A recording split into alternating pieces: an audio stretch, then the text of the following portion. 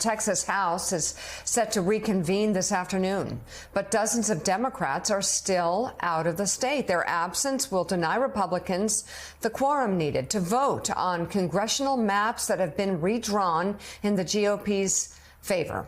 Texas Governor Greg Abbott is promising to call as many special sessions as it takes to pass redistricting.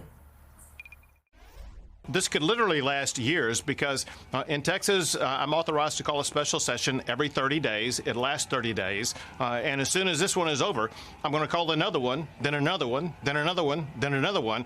If they show back up in the state of Texas, they will be arrested and taken to the Capitol. All right, governors in Democratic-led states like California and New York are threatening to retaliate if Texas passes the new maps by redrawing their own congressional lines. These times call for fighting fire with fire. We didn't ask for this fight. You know, I'm busy governing the state of New York, focusing on public safety and affordability. But why are we here today? Because Donald Trump looked at the polls for next year. Just Texas, knock it off, we'll knock it off, and let's get back to governing. But you want to play these games?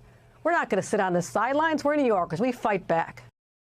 What Greg Abbott is doing and what Donald Trump is attempting to do is to cheat.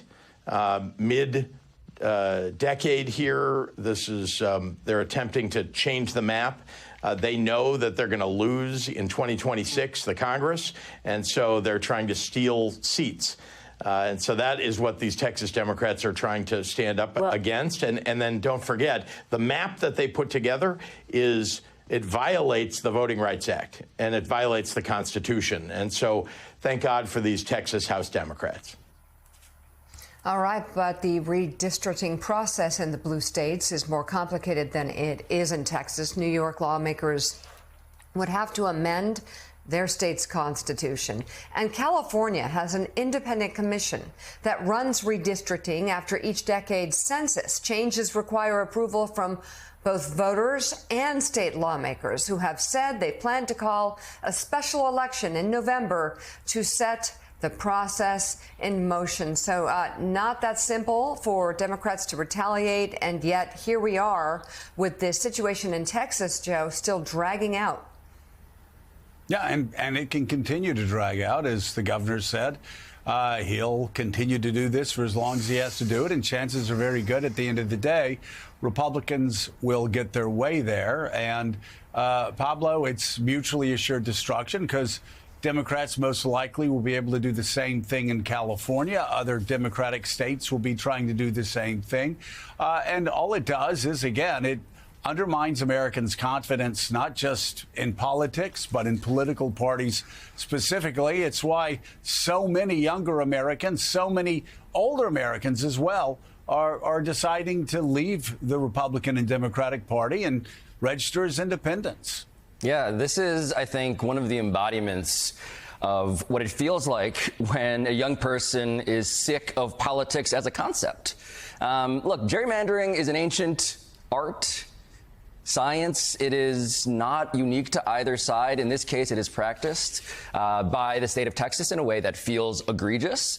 But it is one of those things where I just worry if the other side, if the Democratic Party is going to say, hey, we can do this too. I just worry about whatever high ground is even vaguely left when it comes to, and that's not, no pun intended, that is vaguely left when it comes to, we don't do this. And so, to me, John, I understand how vastly important this is. I understand why this is a real moral issue.